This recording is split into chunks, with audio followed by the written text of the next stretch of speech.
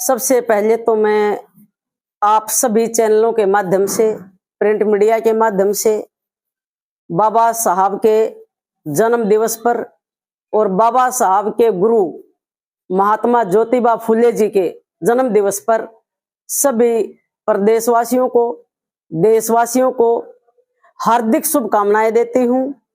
और आज का जो दिन है, जो 85% हमारा कमेरा वर्ग है, उस कमेरे वर्ग के लिए आज 14 अप्रैल और 11 अप्रैल दोनों दिन हमारा दिवाली का दिन है।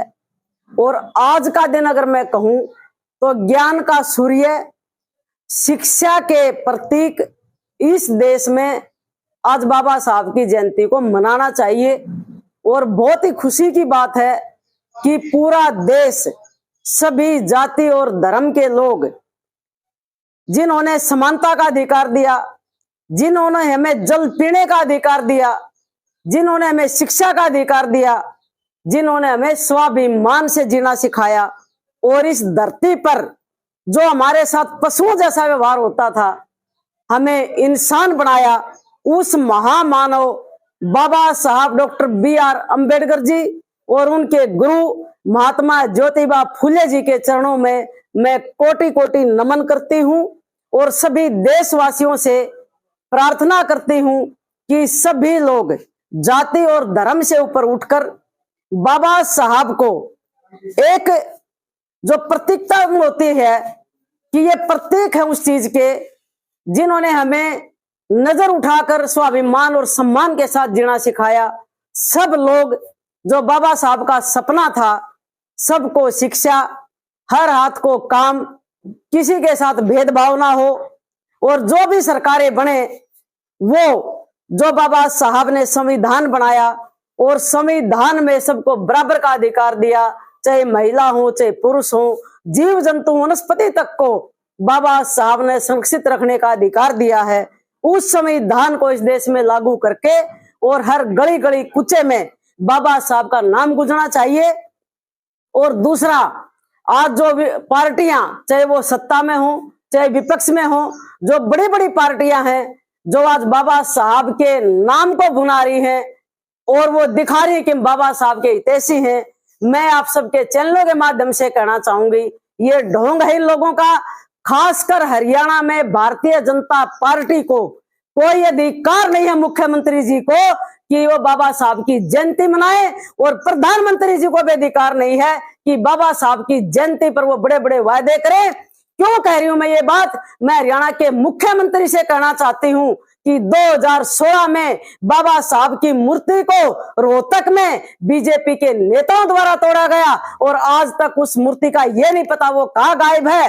रोहतक का प्रशासन संवेदनहीन है, रोहतक का प्रशासन RSS का वर्कर बनकर काम करता है, और RSS और बीजेपी कभी बाबा साहब को सम्मान नहीं दे सकते।